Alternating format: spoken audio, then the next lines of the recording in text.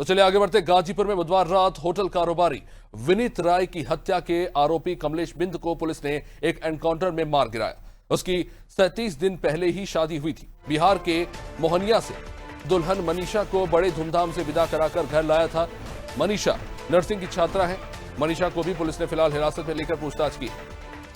मनीषा का यह कहना है कि उनके पति निर्दोष है। पुलिस उन्हें रामपुर से जबरन उठाकर लाई। 30 मई को उन्हें और मेरे प्रधान जेठानी को पुलिस ने थाने में बिठाए रखा।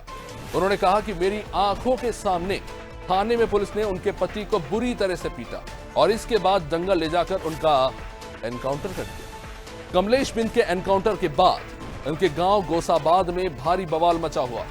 पोस्टमार्टम के बाद शव पहुंचते ही उग्र ग्रामीणों और परिवार वालों ने पुलिस पर पथराव कर दिया। अब इस हिंसक झड़प में सीओ सिटी समेत 5 पुलिसकर्मी गंभीर रूप से घायल हुए। अब इसके बाद मौके पर भारी पुलिस बल और वरिष्ठ अधिकारियों को बुलाकर स्थिति को संभालने की कोशिश हालांकि की गई। पूरे इलाके को छावनी में तब्दील कर दिया गया। सुरक्षा घेरे में अंतिम संस्कार हुआ। मुठभेड़ में मारे गए कमलेश बिंद विनीत राय हत्याकांड से मुख्य आरोपी बताए जा रहे हैं। इन पर साल 2017 से 26 तक आबकारी अधिनियम, मारपीट, बलवा और हत्या के प्रयास समेत 7 गंभीर मुकदमे दर्ज हैं। अब इस हत्याकांड में शामिल 3 आरोपी अभी भी फरार बताए जा रहे हैं।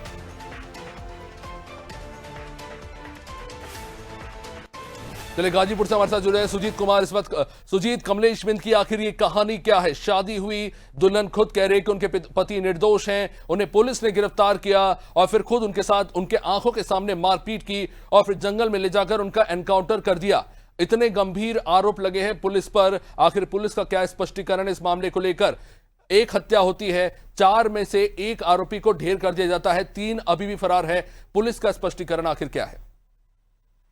ऐसे में देखा जाए कि नहीं, कमलेश बिंद की जो इनकाउंटर मामला चल रहा है गाजीपुर में काफी बेहद चर्चा का विषय बना हुआ है और पुलिस प्रशासन के लिए चुनौती का ये विषय माना जाता है।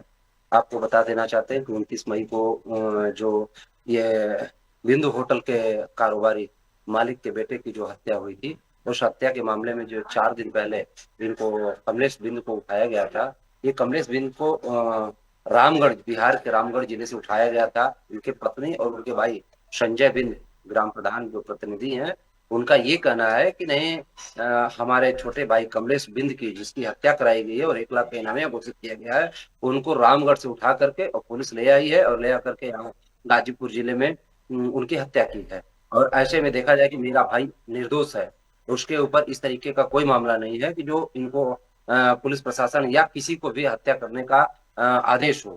आपको बता देना चाहते हैं कि नहीं, कमलेश बिंद पुराने मारपीट या कई मामलों में वो वांछित भी थे, तो पुलिस इसलिए उनको जो है कि कई बार लेकर के ट्रेस लेकर के और उनको पकड़ने की भी कोशिश की थी और इस विनीत राय हत्याकांड में मुख्य आरोपित भी थी और मुख्य रूप से विनीत राय हत्याकांड में मुख्य आरोपित होने के कारण 1 लाख का इनामिया भी घोषित किए गए थे।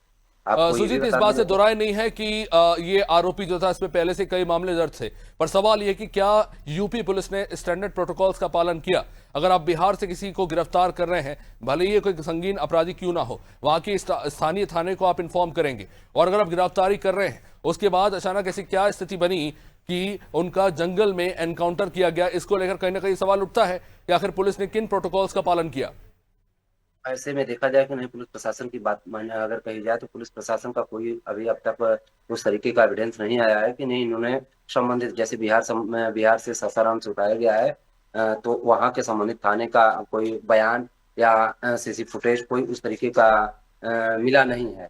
लेकिन फिर भी पुलिस अधीक्षक डॉक्टर नीरज राजा, जो गाजीपुर के पुलिस अधीक्षक हैं, कप्तान साहब, उन्होंने उनका ये बयान है कि नहीं, यह बदमाश जो है कि इनामिया था और इनामिया के तौर पे इनको जो है कि मुठभेड़ किया गया और मुठभेड़ में जो है कि इनके गोली लगने से मौत हो गई।